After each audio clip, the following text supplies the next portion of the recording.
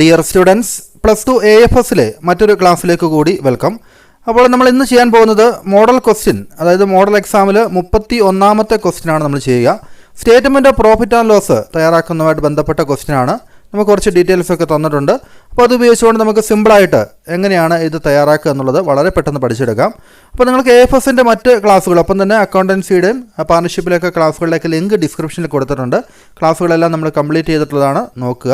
അപ്പോൾ ഈ ഒരു ക്വസ്റ്റ്യൻ ചെയ്യാൻ വേണ്ടി നിങ്ങൾക്ക് profit and loss, statement of profit and loss, അതിൻ്റെ ഒരു ഫോം, അതിൻ്റെ പ്രൊഫോർമ നിങ്ങൾ കൃത്യമായിട്ട് മനസ്സിലാക്കിയിരിക്കണം. ആ ഒരു പ്രൊഫോർമയിൽ നമുക്ക് തന്നിരിക്കുന്ന കാര്യങ്ങൾ എന്തൊക്കെയാണോ അത് ജസ്റ്റ് ഫില്ല് ചെയ്ത് കൂട്ടി കുറച്ച് കഴിഞ്ഞാൽ നമുക്ക് വളരെ എളുപ്പത്തിൽ ഇതിൻ്റെ ആൻസറിലേക്ക് എത്താൻ വേണ്ടി സാധിക്കും. അപ്പോൾ ഇവിടെ നമുക്ക് ക്വസ്റ്റ്യനിൽ ആദ്യം പറഞ്ഞിരിക്കുന്നത് റവന്യൂ ഫ്രം ഓപ്പറേഷൻ ആണല്ലേ. 16 lakhs ആണ് പറഞ്ഞിരിക്കുന്നത് റവന്യൂ ഫ്രം ഓപ്പറേഷൻസ്. നമുക്കറിയാം, നമുക്കിവിടെ സ്റ്റേറ്റ്മെൻറ്റ് ഓഫ് പ്രോഫിറ്റ് ആൻഡ് ലോസിൽ ആദ്യത്തെ ഐറ്റം എന്ന് പറയുന്നത് റവന്യൂ ഫ്രം ഓപ്പറേഷൻ തന്നെയാണല്ലേ. ഈ റവന്യൂ ഫ്രം ഓപ്പറേഷൻ നമുക്ക് അതിങ്ങോട്ട് ഈ എമൗണ്ട് കോളത്തിൽ, ആദ്യത്തെ എമൗണ്ട് കോളത്തിലേക്ക് നമ്മൾ 16 lakhs നമ്മൾ എഴുതുന്നു. മറ്റ് അതർ ഇൻകോ അങ്ങനത്തെ കാര്യങ്ങൾ എന്തെങ്കിലും പറഞ്ഞിട്ടുണ്ടെങ്കിൽ നിങ്ങൾക്ക് ഇവിടെ ആഡ് ചെയ്യാം. പക്ഷേ ഈ ക്വസ്റ്റ്യനിൽ നമുക്ക് മറ്റ് ഇൻകംസ് ഒന്നും പറഞ്ഞിട്ടില്ല. നമുക്ക് എംപ്ലോയി ബെനിഫിറ്റ് എക്സ്പെൻസും അതർ എക്സ്പെൻസും 2 എക്സ്പെൻസുകളാണ് പറഞ്ഞിരിക്കുന്നത് അല്ലേ. അപ്പോൾ അത് നമുക്ക് താഴോട്ട് വരുമ്പോൾ അത് എഴുതാൻ വേണ്ടിയുള്ള സ്ഥലങ്ങളുണ്ട്, അവിടെ അത് എഴുതിയാൽ മതി. അപ്പോൾ നമുക്ക് അതർ ഇൻകം എന്നുള്ളിടത്ത് 0 തൽക്കാലം ഇടാം. അതിനുശേഷം ടോട്ടൽ റവന്യൂ നമുക്ക് 16 lakhs എന്നുള്ളത് കണ്ടുപിടിക്കുന്നു അല്ലേ. മറ്റ് ഇൻകം ഒന്നും ഇല്ലാത്തതുകൊണ്ട് ടോട്ടൽ റവന്യൂ 16 lakhs ആണ്. ഇനി നമുക്ക് എക്സ്പെൻസ് ആയിട്ട് ഇവിടെ തന്നിരിക്കുന്നതിൽ ഏതെങ്കിലും എക്സ്പെൻസ് കൂടെ ഉണ്ടെങ്കിൽ നമുക്കത് എഴുതാം. പക്ഷേ നമുക്കിവിടെ തന്നിരിക്കുന്നതിൽ താഴോട്ട് വരുമ്പോൾ എക്സ്പെൻസ് പറഞ്ഞിരിക്കുന്നത് എംപ്ലോയി ബെനിഫിറ്റ് എക്സ്പെൻസ് അല്ലേ. അടുത്തായിട്ട് എംപ്ലോയി ബെനിഫിറ്റ് എക്സ്പെൻസ് ആണ് 8 ലക്ഷം രൂപ. അത് നമ്മൾ എംപ്ലോയി ബെനിഫിറ്റ് എക്സ്പെൻസിൻ്റെ താഴോട്ട് എഴുതുക. അപ്പോൾ നിങ്ങൾ ഇത് ആൻസർ ചെയ്യാൻ വേണ്ടി ബാക്കിയുള്ള ഈ കാര്യങ്ങളൊന്നും എഴുതണമെന്നില്ല, നമുക്കുള്ള കാര്യങ്ങൾ മാത്രം എഴുതിയാൽ മതി. നിങ്ങളിവിടെ റവന്യൂ ഫ്രം ഓപ്പറേഷൻ എഴുതുക അല്ലേ. അതാണ് ടോട്ടൽ റവന്യൂ. അതിൽ നിന്ന് നമുക്ക് ലെസ് എക്സ്പെൻസ് എന്തൊക്കെയാണുള്ളത്, എംപ്ലോയി ബെനിഫിറ്റ് എക്സ്പെൻസ് എഴുതുക, അത് കുറയ്ക്കുക. അപ്പോൾ തന്നെ അതർ എക്സ്പെൻസും 2 lakhs തന്നിട്ടുണ്ട് അല്ലേ. അതർ എക്സ്പെൻസും 2 lakhs പറഞ്ഞിട്ടുണ്ട്.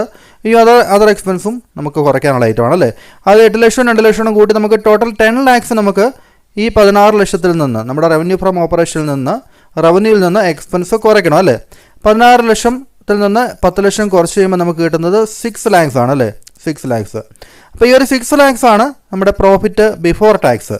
അപ്പോൾ നമ്മൾ ഈ 6 lakhs കിട്ടി കഴിയുമ്പോൾ നിങ്ങളിവിടെ പ്രോഫിറ്റ് ബിഫോർ ടാക്സ് എന്ന് എഴുതിയാൽ മതി, മറ്റ് ഐറ്റംസ് ഒന്നും നമ്മുടെ ക്വസ്റ്റ്യനിൽ പറഞ്ഞിട്ടില്ലാത്തതുകൊണ്ട്. അപ്പോൾ ഇവിടെ നമുക്ക് പ്രോഫിറ്റ് ബിഫോർ ടാക്സ് 6 lakhs ആണ്. ഇതിങ്ങോട്ട് ഇറക്കി എഴുതിയിരിക്കുന്നത് മാത്രമേ ഉള്ളൂ കേട്ടോ. ഈ ഒരു 6 lakhs തന്നെ ഇങ്ങോട്ട് ഇറക്കി എഴുതിയിരിക്കുന്നേ ഉള്ളൂ. നിങ്ങൾക്ക് ഇവിടെ 6 lakhs എഴുതിയിട്ട് ഇവിടെ പ്രോഫിറ്റ് ബിഫോർ ടാക്സ് എന്ന് എഴുതി വെച്ചാൽ മതി.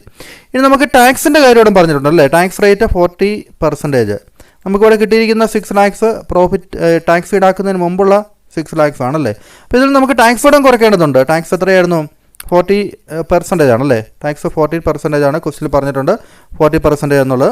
അപ്പോൾ ഇവിടെ 6 ലക്ഷത്തിൻ്റെ 40% അല്ലേ. 6 4 24, 2,40,000 ആണ് നമുക്കിവിടെ ഈ ഒരു ടാക്സിൻ്റെ പെർസെൻറ്റേജ് വരിക. 6 ലക്ഷം ഇൻറ്റു 40/100 അല്ലേ. അങ്ങനെയാണ് നമ്മൾ 2,40,000 കണ്ടുപിടിച്ചിരിക്കുന്നത്.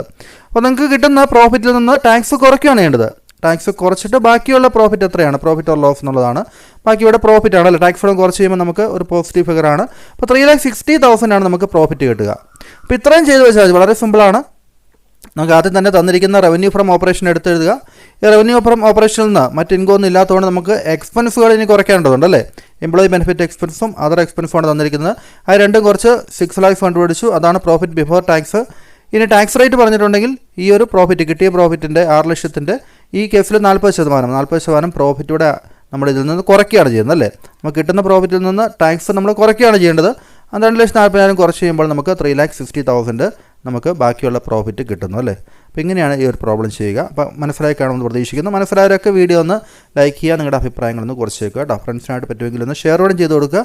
അപ്പോൾ നമുക്ക് മറ്റൊരു ക്ലാസ്സുമായി വീണ്ടും കാണാം. താങ്ക്